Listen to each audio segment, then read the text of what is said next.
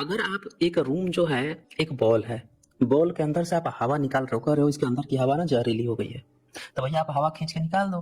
लेकिन भैया जब निकाल दोगे और तो वो फिर बॉल अपने शेप में रह पाएगा? वो तो सिकुड़ जाएगा ना। वैक्यूम नाम की तो कोई चीज, आप कैसे वो कंट्रोल कर पाएगा? सिकुड़ जाएगा, अस्तित्व ही खो देगा अपना बॉल।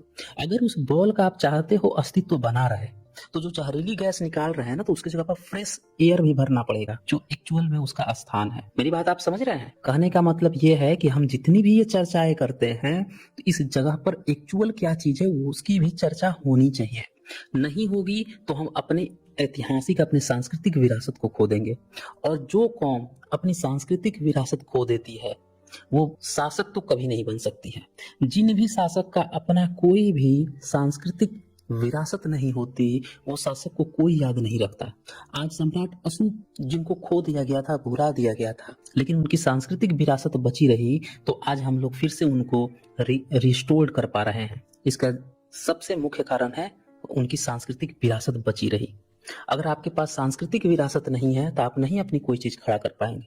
कम्युनिस्ट भारत में अपना इतने साल शासन करने के बाद भी, कई राज्यों में 30-35 साल शासन करने के बाद भी अपनी चीजें नहीं बचा पाया, कारण उसकी अपनी कोई सांस्कृतिक विरासत नहीं थी।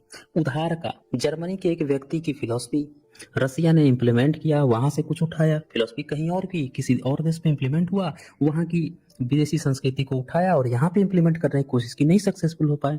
जब तक आप भारत की अपनी सांस्कृतिक विरासत को नहीं समझेंगे, नहीं संजोएंगे, आप नहीं टिक पाएंगे मैदान में। कितने समय तक टिकेंगे? तो ये बात आपको समझनी होगी बिना सांस्कृतिक अस्तित्व के, क्योंकि पब्लिक जो है संस्कृति से जुड़ती है।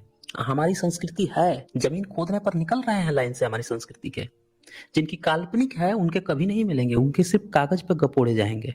मुंह खोला, शब्द गपोड़ा, कागज चला दिया, कागज पे पेन चला दिया, हो गया इनकी। उससे नहीं इतिहास बनता है, वो भी खत्म होगा।